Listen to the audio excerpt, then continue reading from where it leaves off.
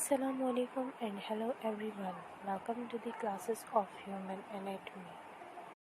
जी आज का हमारा टॉपिक है एंडोक्राइन ग्लैंड्स। हमारे पास बॉडी में एंडोक्राइन सिस्टम मौजूद होता है। ह्यूमन बॉडी के अंदर बहुत सारे सिस्टम्स वर्क कर रहे होते हैं। सेल टिश्यूज़ बनाते हैं, टिश्यूज़ मल्टीपल टिश्यूज़ कंपाइल होकर ऑर्गन्स बनाते हैं, ऑर्गन्स कंपाइल होकर सिस्टम बनाते हैं और हमारी बॉडी में मल्टीपल सिस्टम्स वर्क कर रहे होते हैं, जैसे कि digestive system, respiratory system, reproductive system, excretory system, lymphatic system. उसी तरीके से हमारी बॉडी का एक सिस्टम होता है एंडोक्राइन सिस्टम। एंडोक्राइन सिस्टम का क्या मतलब होता है?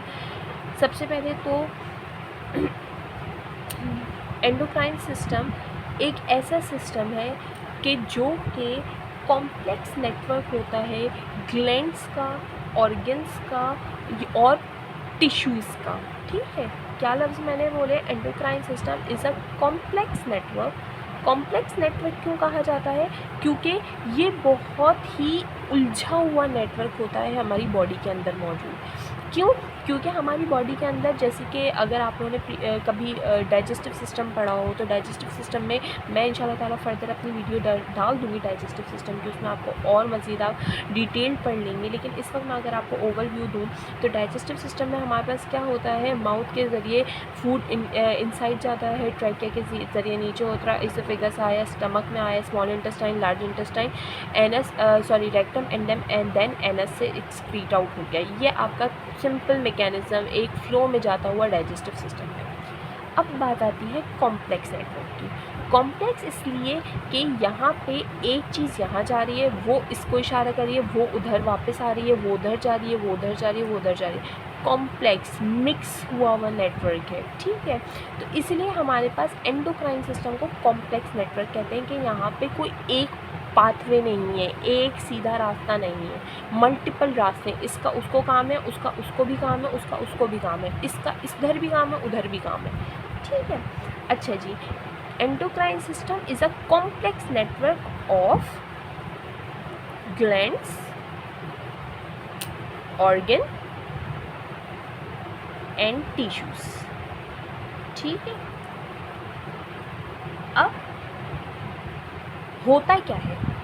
सबसे पहले ऑर्गन तो हमें सबको पता है कि बॉडी के अंदर मल्टीपल ऑर्गन्स होते हैं जो कि वर्क कर रहे होते हैं। ठीक है, तो चलो ऑर्गन का वर्क समझ में आ जाता है। टिश्यूज़ क्या होते हैं? Multiple type of cells compile होते हैं तो बनाते हैं वो टिश्यूज़। चलो ये लफ्ज़ भी समझ में आ गया। अब ये ग्लैंड्स क्या होते हैं? ठीक है, ग्लैंड्स बेसिकली ऐसे ऑर्गन या टिश्यूज़ होते हैं कि जो कि बॉडी में कुछ ना कुछ सिक्रीट कर रहे हो। मैंने क्या लफ्ज़ बोले? रिपीट कर रही हूँ। ग्लैंड्स ऐसे ऑर्गन या फिर टिश्यूज़ होते हैं जो बॉडी में कुछ ना कुछ सिक्रीट कर रहे होते हैं, यानी कि कुछ ना कुछ बॉडी के अंदर जो है वो सब्सटेंसेस जो है वो निकाल रहे होते हैं। A gland is an organ that secrete something, जो कि कुछ ना कुछ सिक्रीट कर रहे हो। दैट सिक्रीट समथिंग, कुछ ना कुछ बॉडी के अंदर जो है वो सिक्रीशन जा रही है, कुछ ना कुछ बॉडी के अंदर निकल रहा है। अब इसमें सिक्रीशन किस चीज़ की हो सकती है?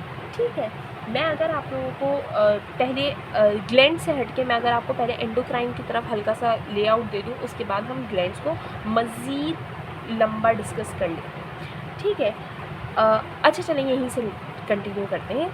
तो सिक्रीशन चल रही होती है। अब सिक्रीशन किस टाइप की होगी? कौन सी होगी सिक्रीशन? हमारे पास सिक्रीशन आती है मल्टीपल चीज़ों की, जैसे कि हॉर्मोन्स की। ठीक है, उसके अलावा हमारे पास सिक्रीशन आ गई डाइजेस्टिव जूसेस की। उसके अलावा हमारे पास सिक्रीशन आ गई स्वेट की। उसके अलावा हमारे पास सिक्रीशन आ गई टेयर्स की। ठीक है, ये मल्टीपल सिक्रीशंस हैं जो बॉडी के अंदर हो रही होती हैं, यानी कि बॉडी के अंदर से निकल रही होती है। अब हमारे पास आते हैं एंडोक्राइन ग्लैंड्स जो हैं वो रिलीज़ कर रहे होते हैं हॉर्मोन्स। बेसिकली एंडोक्राइन ग्लैंड्स हमारे पास हॉर्मोन्स रिलीज़ कर रहे होते हैं। हॉर्मोन्स होते क्या हैं? हॉर्मोन्स बजाते खुद एक ऐसे केमिकल सब्सटेंसेस होते हैं जो कि ब्लड स्ट्रीम के अंदर, यानी कि ब्लड के अंदर जाके अपने काम को सरंजाम दे रहे होते हैं। ठीक है, या फिर ब्लड के रास्ते के तहत पहुंचते हुए दूसरे ऑर्गन तक पहुंच रहे होते हैं और वहाँ पर उनको जो काम करने को कहा जाता है वो काम कर रहे होते हैं। तो glands, endocrine system, glands, secretion, hormone, digestive juices, sweat, tears, यहाँ तक बात हमारे पास क्लियर हो जाती है।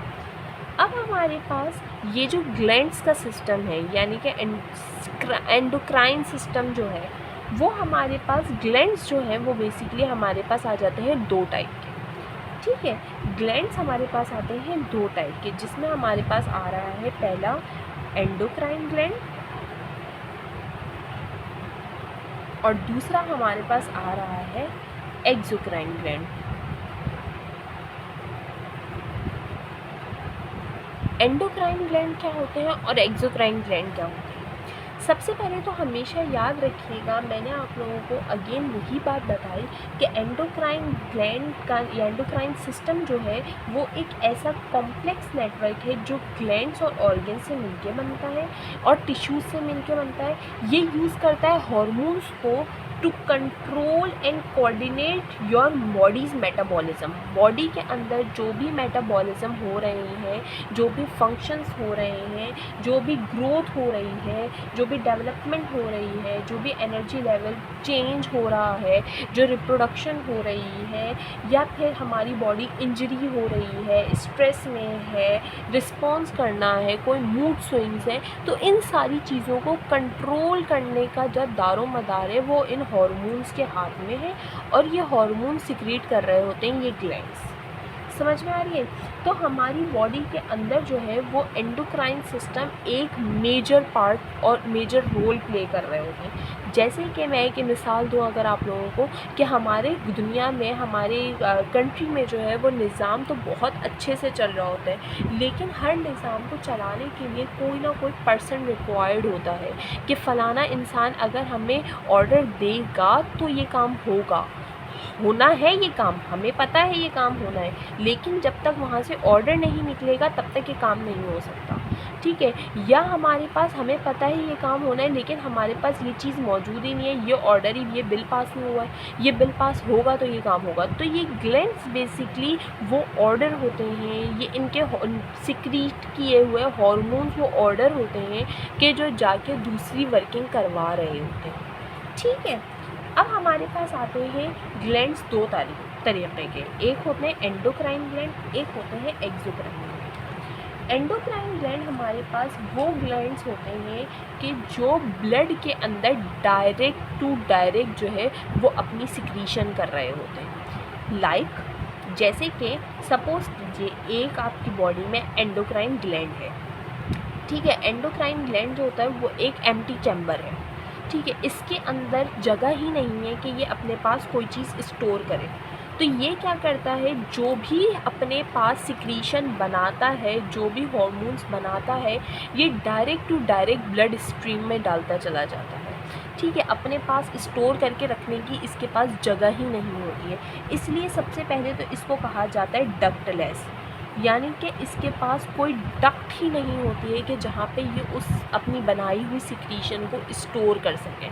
सबसे पहली तो चीज़ आ गई कि ये डक्टलेस होते हैं, ठीक है। और एक्सोक्राइन ग्लैंड वो ग्लैंड्स होते हैं कि जिनके पास डक्ट होती है, यानी कि ये अपनी बनाई हुई सिक्रीशन को एक डक्ट में सेव करते हैं और जब ज़रूरत होती है, जब मौका आता है, जब बॉडी की रिक्वायरमेंट होती है, तब वो सिक्रीशन को ब्लड के अंदर डालते हैं, ठीक है, या ऑर्गन तक खुद पहुंचाते हैं, ठीक है।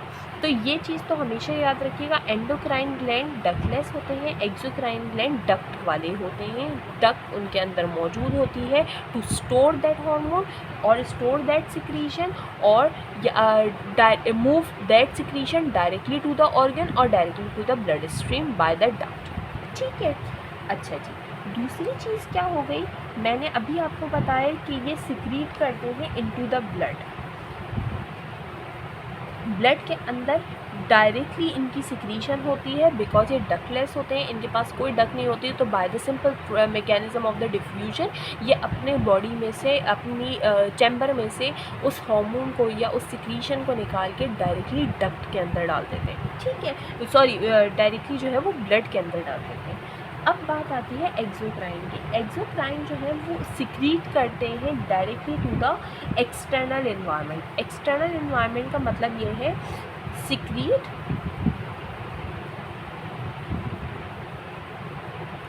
Into external environment. External environment का मतलब ये है कि अपने आप से निकाल के दूसरे जगह पे पहुंचाना, जैसे कि ऑर्गन तक, ठीक है, या फिर एक्सटर्नल इन्वायरमेंट में और एन ऑर्गन।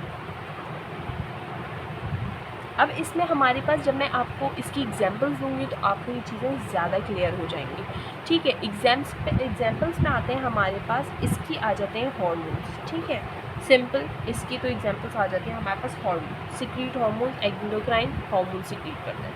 एक्सोक्राइन में हमारे पास सिक्रीशन आ जाती है स्वेट की, पसीना बॉडी के अंदर नहीं रहता, बॉडी के ऊपर आता है, एक्सटर्नल इन्वायरमेंट में आ जाता है, ठीक है। इसके अलावा टेयर्स, आंसू बॉडी के अंदर नहीं रहते, बाहर आ जाते हैं। सिक्रीशन किसकी होगी? एक्सोक्राइन ग्लैंड की। उसके अलावा इंजाइम्स, मल्टीपल इंजाइम्स हम डाइजेस्टिव सिस्टम में पढ़ते हैं कि जो स्टमक में रिक्वायर्ड होती हैं, बन पेनक्रियाज में रही होती हैं, तो पेनक्रियाज अपने आप से निकाल के जो है वो स्टमक को देता है, ठीक है। वो किसी ब्लड स्ट्रीम में नहीं दे रहा, वो स्टमक के अंदर दे रहा है, तो पेनक्रियाज एक्सोक्राइन के तौर पे काम करेगा।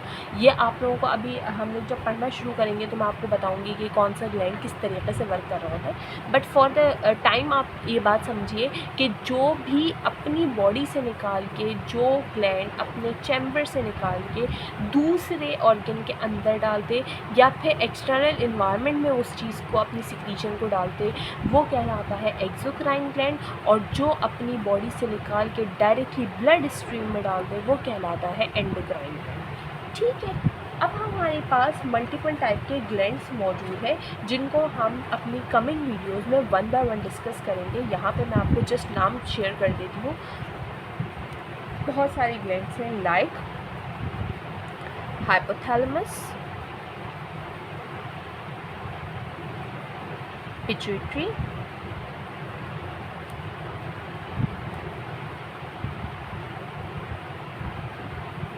थायराइड, पैराथायरॉयड,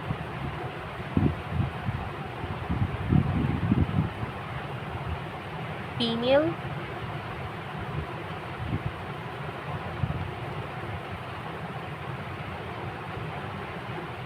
एड्रीनल, पैंक्रियास,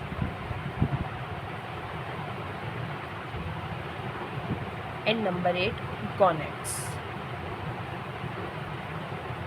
ये हमारे पास 8 टाइप ऑफ ग्लैंड्स हैं जो कि हमारी बॉडी में मौजूद होते हैं।